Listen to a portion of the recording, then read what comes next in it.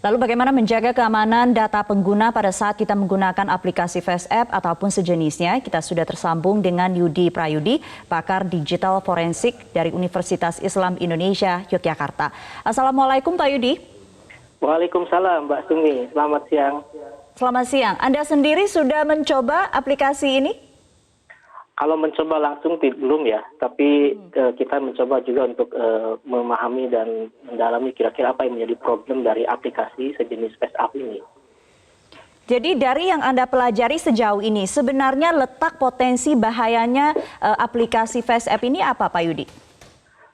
Sebenarnya aplikasi FaceApp ini adalah aplikasi yang banyak juga terdapat di dalam App Store maupun di dalam Play Store ya.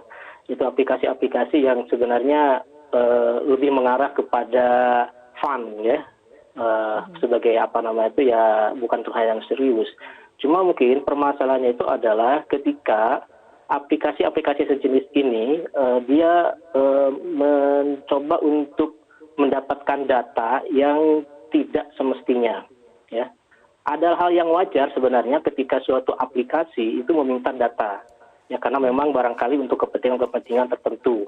Tetapi tentunya menjadi hal tidak wajar ketika aplikasi tersebut kemudian mencoba untuk mendapatkan data yang tidak semestinya. Ya. Tidak semestinya itu seperti apa Pak Yudi? Katakanlah sebagai contoh misalkan saja, ada aplikasi tentang zodiak, ya, aplikasi tentang zodiak. Tentunya kalau sekedar mencantumkan nama, kemudian alamat email, dan tanggal lahir itu wajar. Tetapi ketika kemudian dia meminta request terhadap kontak, terhadap kamera, terhadap hal yang tidak berhubungan langsung dengan zodiak tersebut, nah ini sesuatu yang perlu diragukan. Sebenarnya barangkali dia hanya sekedar sarana saja untuk memancing data-data lain yang dibutuhkan untuk aplikasi tersebut gitu ya. Dan itu banyak ditemukan di aplikasi di App Store yang kita lihat sehari-hari. Ya, kalau sebenarnya kalau saya perhatikan ya, hampir setiap aplikasi itu pada prinsipnya mereka mencoba untuk mengkolek data ya untuk kepentingan pribadi mereka ya.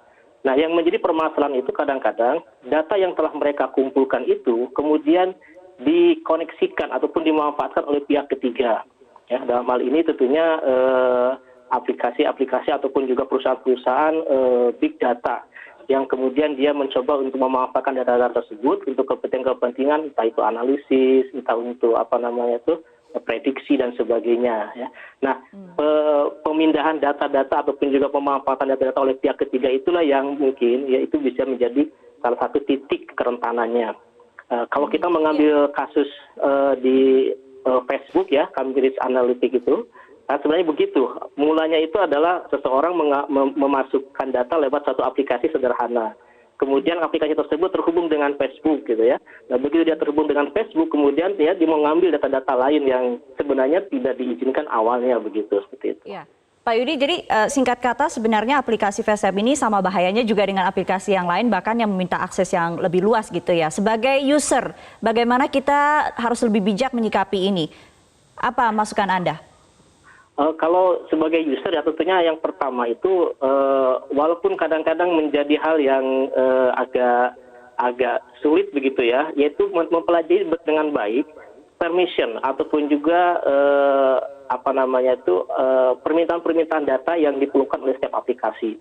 Ya, kita harus memahami betul ini aplikasi ini sebenarnya ketika kita menjalankannya dia meminta data apa dari kita, ya. Nah, tentunya kita harus berusaha untuk memprotek ketika ada permintaan data yang di luar kewajaran ya.